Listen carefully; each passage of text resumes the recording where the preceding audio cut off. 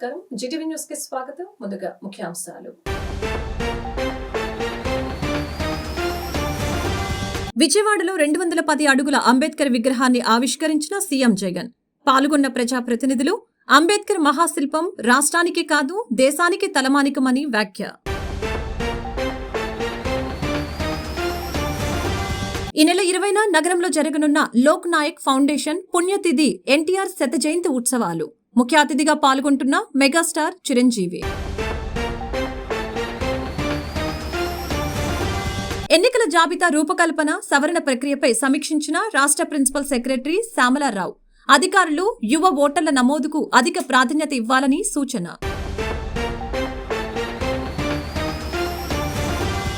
అయోధ్య ఆలయ ప్రారంభం సందర్భంగా రాష్ట్ర ప్రభుత్వం ఈ నెల 22న సెలవు దినంగా ప్రకటించాలని విజ్ఞప్తి చేసిన మాజీ ఎమ్మెల్యే విష్ణుకుమార్ రాజు.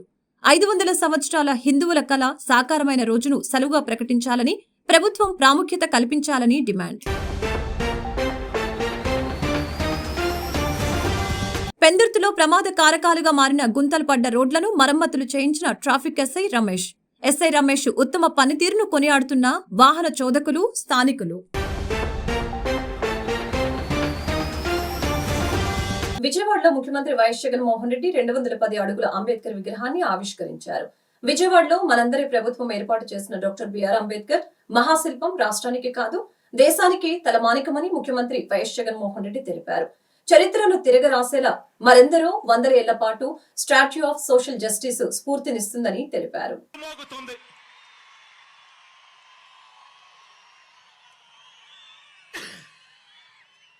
ఈ విగ్రహం మనందరి ప్రభుత్వం ఈ 56 నెలల్లో అడుగడుగునా కూడా అనుసరించిన సామాజిక న్యాయానికి నిలువెత్తు నిదర్శనం ఈ విగ్రహం.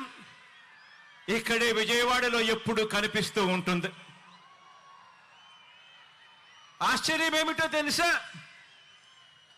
అంబేద్కర్ గారు జన్మించి 133 సంవత్సరాల తరువాత కూడా, అంబేద్కర్ గారు మరణించిన 68 సంవత్సరాల తరువాత కూడా ఈ విగ్రహాన్ని స్టాచ్యూ ఆఫ్ సోషల్ జస్టిస్ కింద, సామాజిక న్యాయ మహాశిల్పం కింద ఈ రోజుకి కూడా ఏర్పాటు చేసుకుంటా ఉన్నాం. ఆలోచన చేయమని అడుగుతా ఉన్నా. ఎందుకు చేస్తా ఉన్నాము? కారణం, ఈ విగ్రహం వేల సంవత్సరాల భారత సామాజిక చరిత్రను, వేల సంవత్సరాల భారత సామాజిక చరిత్రను, ఆర్థిక చరిత్రను, మహిళా చరిత్రను మార్చిన ఓ సంఘ సంస్కర్త, ఓ మరణం లేని మహనీయుడి విగ్రహం ఈ విజయవాడలో ఈరోజు ఆవిష్కారం అవుతా ఉంది. బాబాసాహెబ్ మన భావాల్లో ఎప్పుడూ కూడా బ్రతికే ఉంటాడు. ఎప్పటికీ కూడా మన అడుగు. లోక్ నాయక్ ఫౌండేషన్ ఆధ్వర్యంలో ఈ నెల 20వ తేదీన రిషికొండ A1 గ్రాండ్ లో ఎన్టీఆర్ 28వ పుణ్యతిథి ఏఎన్ఆర్ శత జయంతి కార్యక్రమాలను నిర్వహించనున్నట్లు ఫౌండేషన్ వ్యవస్థాపక అధ్యక్షులు ఆచార్య యార్లగడ్డ లక్ష్మీప్రసాద్ తెలియజేశారు. ఈ సందర్భంగా ఆయన మాట్లాడుతూ ఏయూ హిందీ భవన్ లో మీడియా సమావేశం ఏర్పాటు చేసిన వివరాలను తెలిపారు. ఈ కార్యక్రమానికి ముఖ్య అతిథిగా సినీ నటుడు, మాజీ కేంద్ర మంత్రి చిరంజీవి విచ్చేస్తున్నట్లు తెలియజేశారు. అలాగే పురస్కార గ్రహీతగా ప్రముఖ నవల రచయిత ఎండమూరి వీరేంద్రనాథ్ ని ఎంపిక చేసినట్లు ఆయన పేర్కొన్నారు. నటుడు, ఎమ్మెల్యే బాలకృష్ణ జూనియర్ ఎన్టీఆర్ ఫ్లెక్సీలపై వ్యవహరించిన తీరుపై కొంతమంది విలేకరులు అడిగిన ప్రశ్నకు ఆయన సమాధానమిస్తూ జూనియర్ ఎన్టీఆర్ ఆకాశాన ఉన్నాడని, ఆయనపై ఉమ్మితే అది వారిపైన పడుతుందని సమాధానమిచ్చారు. అలాగే సీఎం జగన్మోహన్ రెడ్డిని హీరో అంటూ సంబోధించారు.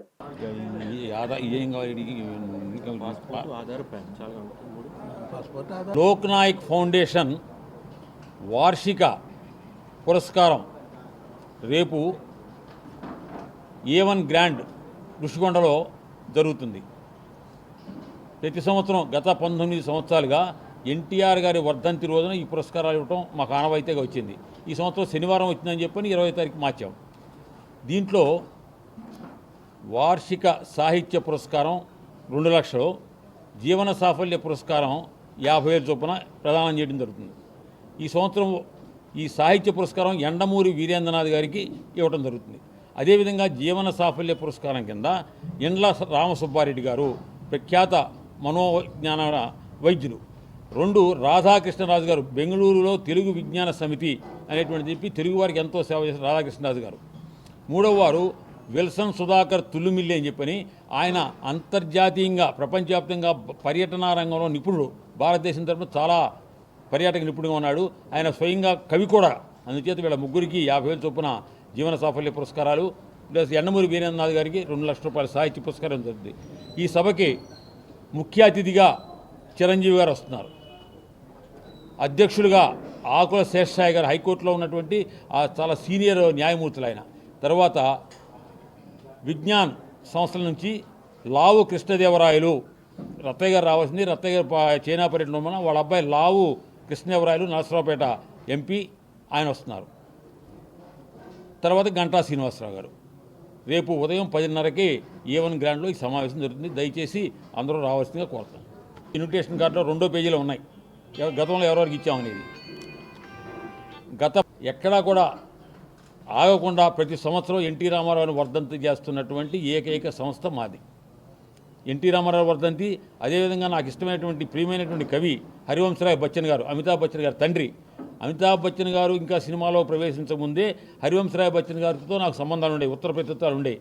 ఆయన హిందీలో హాలావాదం అనేటువంటి దానికి ప్రవర్తకుడు. ఆయన మధుశాల, మధుబాల, సతరంగిణి, మధుకలశ అనేటువంటి కావ్యాలు రాశారైన ప్రముఖ హిందీ కవి హరివంశరాయ్ బచ్చన్ గారు. వాళ్ళిద్దరు వర్ధంతి జనవరి 18 అవడంతో గత 19 సంవత్సరాలుగా ఈ 18వ తారీఖున వారిని గుర్తు చేసుకుంటూ ఈ పురస్కారాలు ఇవ్వడం జరుగుతుంది.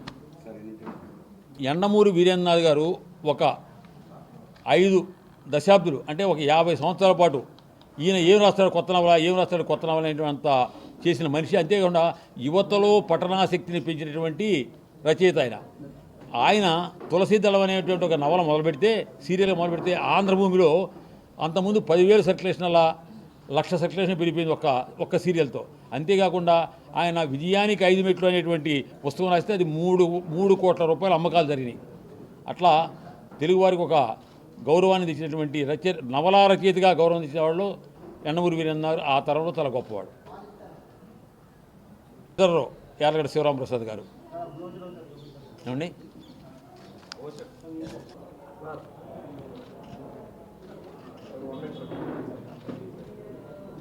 సంవత్సరం ఎన్టీఆర్ గారి పుణ్యతిథి వర్ధంతో పాటు అక్కినేని నాగేశ్వరరావు శత జయంతి కూడా కలిపి చేస్తున్నాం.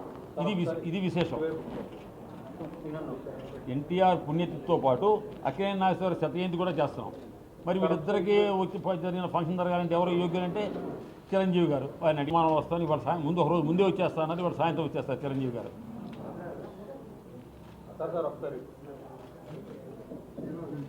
మీ ఇంట్లో మీ ఫ్యామిలీ, మీ పిల్లలను కూడా తప్పకుండా తీసుకురండి. చాలా గౌరవంగా ఉంటుంది, వాళ్ళు కూడా సంతోషపడతారు కదా అనేటువంటి జూనియర్ ఎన్టీ రామారావు ఎవరైతే ఉన్నారో అతను ఆకాశంలో ఉన్నాడు. అతను ఎవరన్నా కించపరచాలని భావిస్తే అది ఆకాశంలో ఉమ్మేసినట్టే వాళ్ళ మీద పడుతుంది. అతని ఏం లోపం లేదు. అతని యొక్క విజయానికి, అతని స్థాయికి చేరటానికి ఒక్కళ్ళే కారణం. ఎవరో తెలుసా? వారి తల్లి శాలిని. జూనియర్ ఎన్టీఆర్ యొక్క మదరు శాలిని గారు. అతను ఆ కుర్రాడు ఆ స్థాయికి ఎదగడానికి ఆవిడ తన జీవితానంతా పడంగా పెట్టి పెంచింది. శివాజీని జిజియాబాయి ఎట్లా పెంచిందో అట్లా శాలిని గారు ఆ కుర్రాడికి స్థాయి రావడానికి చేసింది. వాడు ఎక్కడో ఆకాశంలో ఉన్నాడు. వాడి ఫ్లెక్సిబిలిటీ ఇలాగ అడిగిపోద్ది అంటలేదండి. ఎవరైనా తారక్ని ఎవరైనా తిట్టినా విమర్శించినా వాళ్ళకే నష్టం తప్ప తారక్కే నష్టం లేదు. ఇంకా పెరుగుతాడు పైకి. పిల్లలు అయితే అప్పుడు తెలుసు మీకు, ఇద్దరు భార్య ఉంటే. ఓటర్ల జాబితా రూపకల్పనలో పారదర్శకత లోపించకుండా పటిష్ట చర్యలు చేపట్టాలని పక్కా జాబితాను రూపొందించి ప్రచురించాలని పరిశీలకులు రాష్ట్ర ప్రభుత్వ ప్రిన్సిపల్ సెక్రటరీ జె శ్యామలారావు జిల్లా అధికారుల్ని ఆదేశించారు. యువ ఓటర్ల నమోదు అధిక ప్రాధాన్యత ఇవ్వాలని, తప్పులు దొరలకుండా జాబితాను రూపొందించాలని సూచించారు. జిల్లా పర్యటనలో భాగంగా గురువారం ఉదయం స్థానిక ఆర్డీఓ కార్యాలయం మీటింగ్ హాల్లో జాయింట్ కలెక్టర్, డిఆర్ఓ, ఈఆర్ఓలతో ఆయన ప్రత్యేకంగా సమావేశమయ్యారు. జాబితా రూపకల్పన, సవరణ ప్రక్రియపై సమీక్షించారు. పక్కా జాబితాను రూపొందించేందుకు అనుసరించే విధానాలపై దిశానిర్దేశం చేశారు.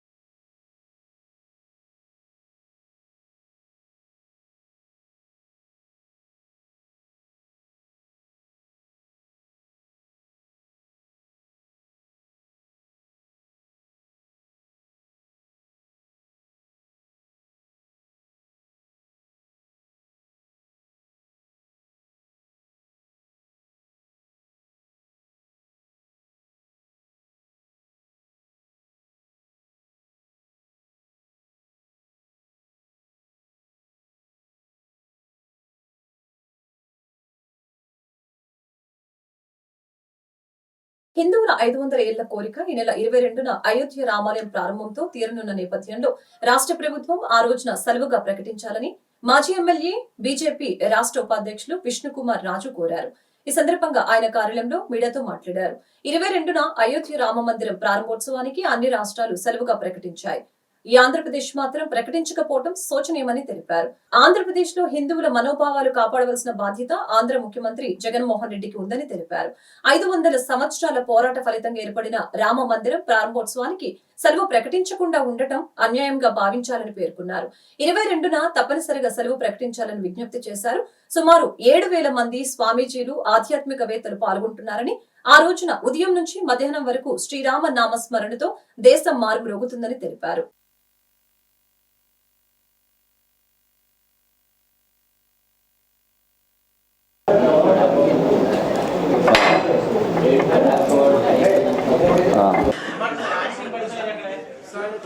నేతలు అట్లాగే స్వామీజీలు సుమారు 7,000 మంది అక్కడ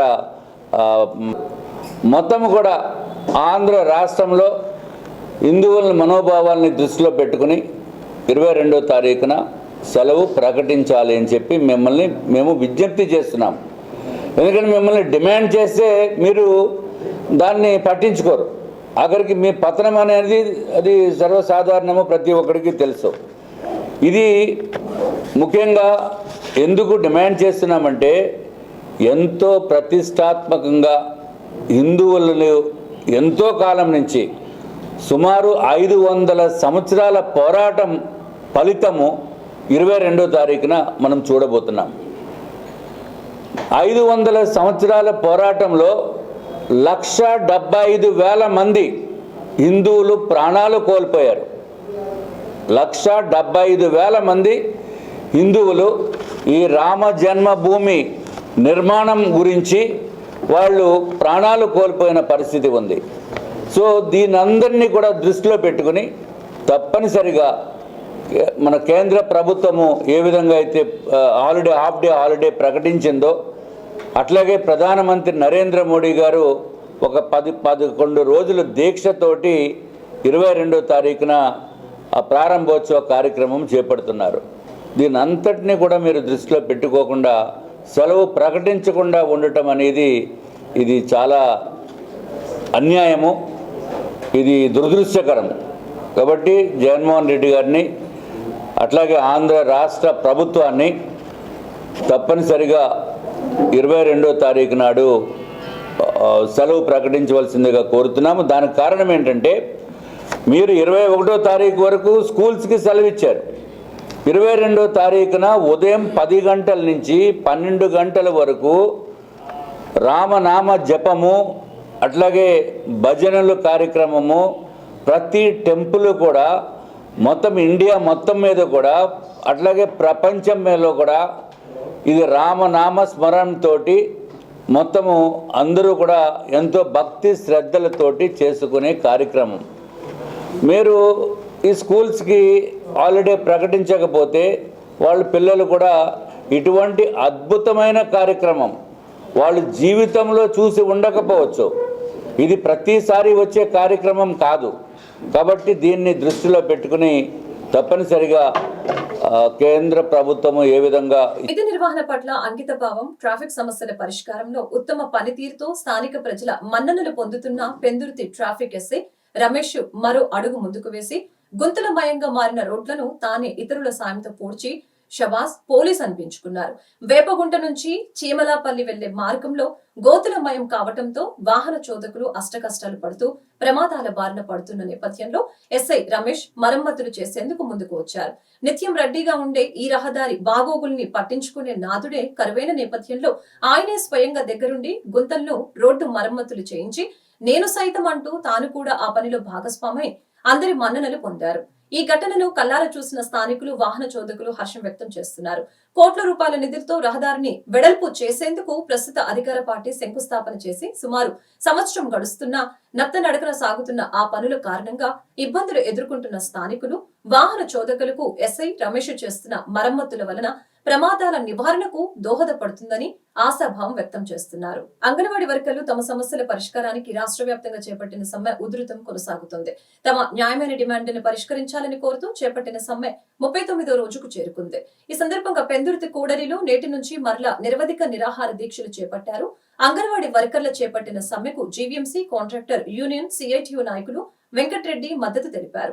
అనంతరం ఆయన మాట్లాడుతూ రాష్ట్ర వ్యాప్తంగా 1,20,000 మంది అంగన్వాడీ వర్కర్లు డిసెంబర్ 12 నుంచి సమ్మె చేస్తున్నారని, నేటికి 39 రోజులు అయినా రాష్ట్ర ప్రభుత్వానికి చీమ కుట్టినట్లు కూడా లేదని తెలిపారు. సమస్య పరిష్కారం కాకపోవటానికి ప్రధాన కారణం జగన్మోహన్ రెడ్డి సతీమణి భారతి, రాష్ట్ర ముఖ్య సలహాదారుడు సజ్జల రామకృష్ణారెడ్డి అని తెలిపారు. ఈ సమస్య పరిష్కరించేంత వరకు అంగన్వాడీలకు సిఐటియు అండగా ఉంటుందని తెలిపారు. ఈ నిరసన కార్యక్రమంలో సిఐటియు నాయకురాలు అనంతలక్ష్మి, జగన్, బృంద, లెక్కలదేవి, భవానీ కుమారి తదితరులు పాల్గొన్నారు. జోహార్ అంబేద్కర్ గారు, జోహార్ అంబేద్కర్ గారు, జోహార్ జోహార్ అంబేద్కర్ గారి ఆశయాలు సాధిద్దాం, సాధిద్దాం సాధిద్దాం అంబేద్కర్ గారి ఆశయాలు సాధిద్దాం, సాధిద్దాం. జోహార్ అంబేద్కర్, జోహార్ జోహార్, జోహార్ అంబేద్కర్, జోహార్. ఆవిష్కరణ కాదు, సామాజిక న్యాయం పాటించాలి, పాటించాలి పాటించాలి. మహిళల సమస్యలు పరిష్కారం చేయబడిన దుర్మార్గం, సామాజిక న్యాయమైన మహిళ, సామాజిక న్యాయమైన మహిళపై వివక్ష పెట్టడం దుర్మార్గం. 39 రోజుల నుంచి అంగన్వాడీ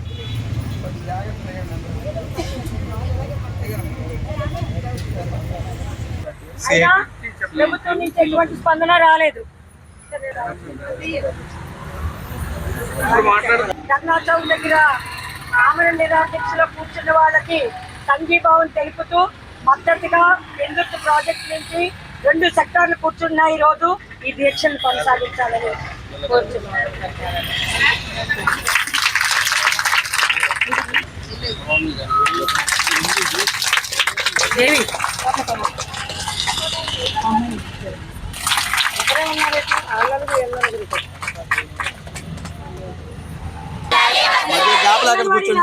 సమస్యలు పరిష్కారం అయ్యే వరకు సూర్యుని చూడు, పోరాడి తీరుతాం, పోరాడి తీరుతాం, పోరాడి పోరాడి పోరాడి. రాష్ట్ర వ్యాప్తంగా 1,20,000 మంది అంగన్వాడీ టీచర్సు అలా ఆయాలు డిసెంబర్ 12వ తారీఖు నుంచి సమ్మె చేస్తూ ఉన్నారు. నేటికి 39వ రోజు అయింది. అయినా రాష్ట్ర ప్రభుత్వంకి చీమ కుట్టినట్టు కూడా లేదు.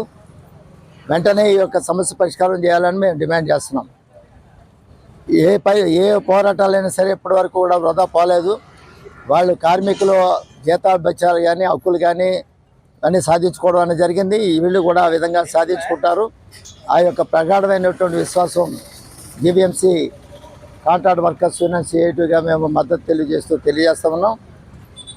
జగన్మోహన్ రెడ్డి గారికి భార్య భారతిరెడ్డి గారు గతంలో ఎన్టీ రామారావు గారి లక్ష్మీ పార్వతి ఏ రకమైనటువంటి జోక్యంతో రాజ్యాంగ శక్తిగా ఉండి ఆ యొక్క శకాన్ని ఎన్టీఆర్ శకాన్ని ముగించడానికి ప్రయత్నం చేసిందో అదే పద్ధతిలో జగన్మోహన్ రెడ్డి గారి భార్య భారతిరెడ్డి గారు కూడా అదే రాజ్యాంగ శక్తిగా ఉన్నారు. ఆమె కనుసన్నల్లోనే సజ్జల రామకృష్ణారెడ్డి గారు ఈ రోజున ఏ సమస్యలు పరిష్కారం కాకుండా నేతృత్వంతో సకల మంత్రి శాఖల ఈ సజ్జల రామకృష్ణారెడ్డి గారు ప్రతిదానికి కూడా ఈ కార్మిక వ్యతిరేక విధానాలని పాటించడం అలాగే ప్రజా వ్యతిరేక విధానాలని అనుసరించడం వల్ల ఈ యొక్క సమస్య జటిలం అవుతూ ఉంది. కాబట్టి జగన్మోహన్ రెడ్డి గారి పతనానికి సజ్జల రామకృష్ణ గారే కారణమవుతారు. ఎప్పటికైనా జగన్మోహన్ రెడ్డి గారు విజ్ఞతను ప్రదర్శించి ఇప్పటికే 4 తఫాలు మొత్తం సెలక్షన్ అది ఎమ్మెల్యేలు ఎంపీలు ఇవన్నీ కూడా అయిపోయిన అభ్యర్థులు ఎంపీ సెలెక్ట్ అయిపోయారు. ఇప్పటికైనా సరే ఈ యొక్క సమస్య పరిష్కారం చేయడానికి కృషి చేయాలి. లేని పక్షంలో ఇప్పటికే ప్రజా మద్దతుతోటి అపూర్వమైనటువంటి ఐక్యతతోటి కార్మికులు సమ్మె చేస్తూ ఉన్నారు. ప్రజల మద్దతు ఉంది. ఆ విధంగా ఇది ఎన్నాళ్ళైనా సరే ఇది మేము కొనసాగిస్తాం, సాధించుకుంటామని చెప్తా ఉన్నారు. వీళ్ళు జీతాల పెంపుదల అనేటువంటి ప్రధానమైనటువంటి సమస్య. దానికి ఎప్పుడో జూలైలో పెంచుతామని అంటే కుదరదు. అది ఎంత ఇస్తే ఎంత పెంచుతారు అన్నది జీవో అన్నదాన్ని ఇవ్వాలని చెప్పని అది స్పష్టంగా అడుగుతూ ఉన్నారు. ఆ స్పష్టతని ఇవ్వాలి. ఎందువల్లంటే ఒక పక్క ధరలు పెరుగుతూ ఉన్నాయి, దానికి అనుగుణంగా జీతాలు కూడా పెంచాల్సిన బాధ్యత ఈ ప్రభుత్వం మీద ఉంది. కానీ ఆ రకంగా విజ్ఞత ప్రదర్శించకుండా మొండిగా వ్యవహరించడం అన్నది చాలా దుర్మార్గం. కాబట్టి ఈ యొక్క సమ్మెకి మేము పూర్తి సంపూర్ణమైనటువంటి సహకారాన్ని మద్దతుని జీవీఎంసీ కాంట్రాక్ట్ వర్కర్స్ యూనియన్ సిఐటిగా తెలియజేస్తున్నాం. విశాఖ నగరం నడిబొడ్డున ఉన్న 4 లైన్ల రహదారి విశాఖ వాసులను నిలువు దోపిడీ చేసేస్తుందని జనసేన కార్పొరేటర్ పీతలమూర్తి యాదవ్ ధ్వజమెత్తారు.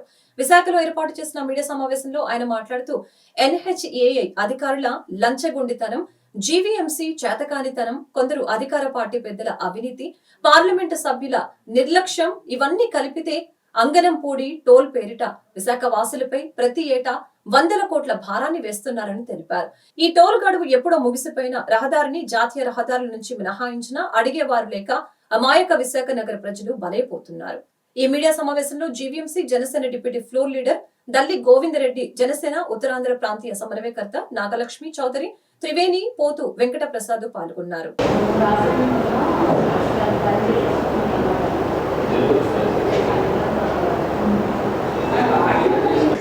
మీకు అర్థం కాలేదు అందుకే మేము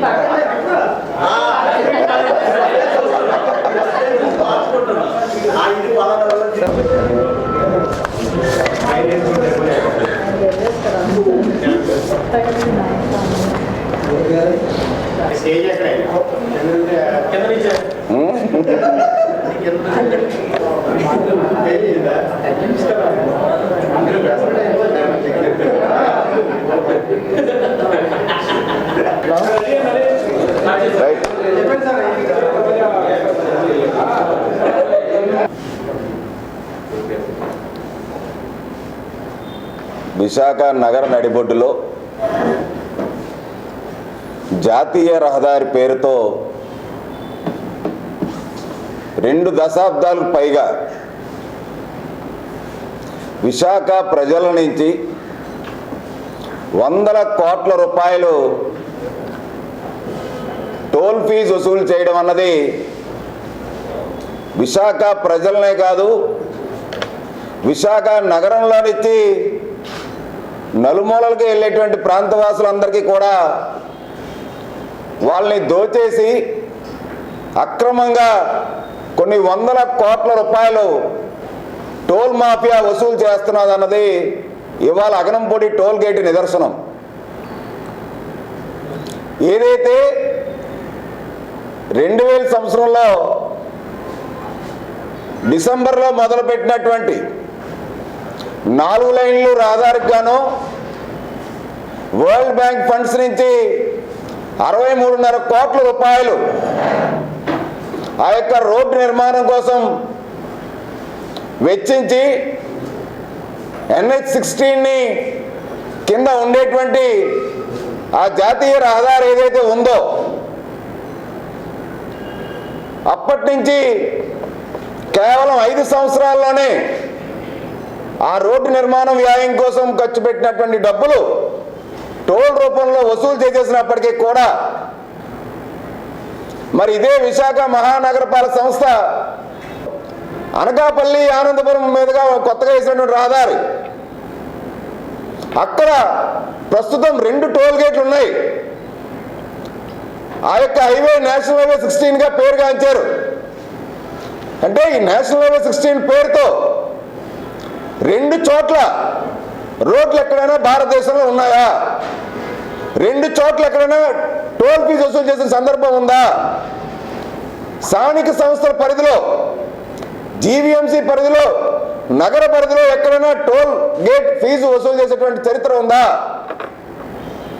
ఇదే Aganampudi toll gate road GVMC road యొక్క పునరుద్ధరణ పనులు కానీ, సెంట్రల్ మీడియా కానీ, గ్రీనరీ కానీ, ఫుట్పాత్లు కానీ ఇవాళ వరకు 150 కోట్ల రూపాయల పైగా వెచ్చించి జీవీఎంసీ నిధులతో అక్కడ మరామతుల పనులు కానీ పనులు చేపట్టడం కానీ జరిగింది.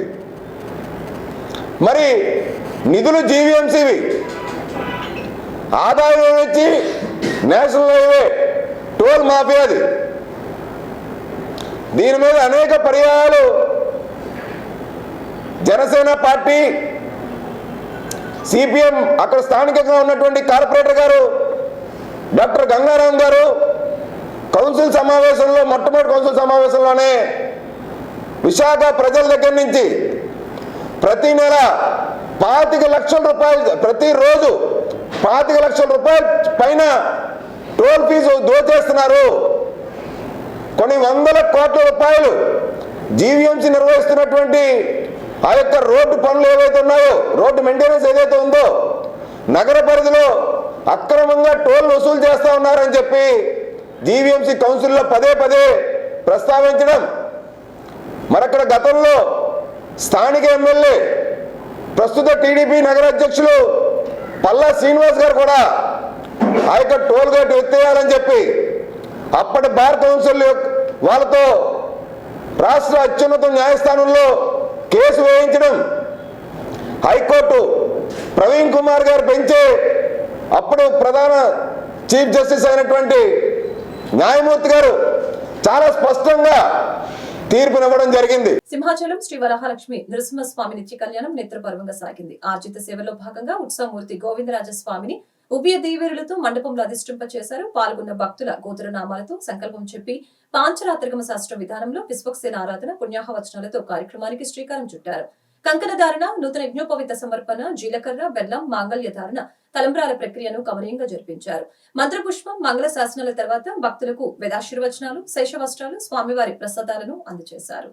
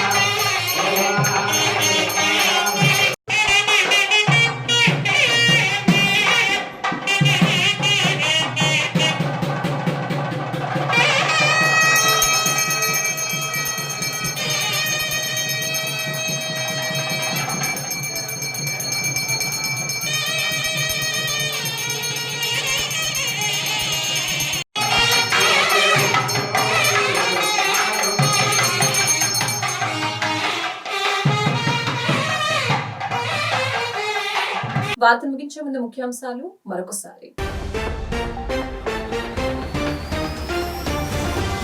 విజయవాడలో 210 అడుగుల అంబేద్కర్ విగ్రహాన్ని ఆవిష్కరించిన సీఎం జగన్. పాల్గొన్న ప్రజాప్రతినిధులు అంబేద్కర్ మహాశిల్పం రాష్ట్రానికి కాదు దేశానికి తలమానికమని వ్యాఖ్య. ఈ నెల 20న నగరంలో జరగనున్న లోక్ నాయక్ ఫౌండేషన్ పుణ్యతిథి ఎన్టీఆర్ శత జయంతి ఉత్సవాలు. ముఖ్య అతిథిగా పాల్గొంటున్న మెగాస్టార్ చిరంజీవి. ఎన్నికల జాబితా రూపకల్పన సవరణ ప్రక్రియపై సమీక్షించిన రాష్ట్ర ప్రిన్సిపల్ సెక్రటరీ శ్యామలారావు. అధికారులు యువ ఓటర్ల నమోదుకు అధిక ప్రాధాన్యత ఇవ్వాలని సూచన. అయోధ్య ఆలయ ప్రారంభం సందర్భంగా రాష్ట్ర ప్రభుత్వం ఈ నెల 22న సెలవు దినంగా ప్రకటించాలని విజ్ఞప్తి చేసిన మాజీ ఎమ్మెల్యే విష్ణుకుమార్ రాజు. 500 సంవత్సరాల హిందువుల కళ సాకారమైన రోజును సెలవుగా ప్రకటించాలని, ప్రభుత్వం ప్రాముఖ్యత కల్పించాలని డిమాండ్. పెందుర్తిలో ప్రమాద కారకాలుగా మారిన గుంతలు పడ్డ రోడ్లను మరమ్మతులు చేయించిన traffic SI Ramesh. SI Ramesh ఉత్తమ పనితీరును కొనియాడుతున్న వాహన చోదకులు, స్థానికులు.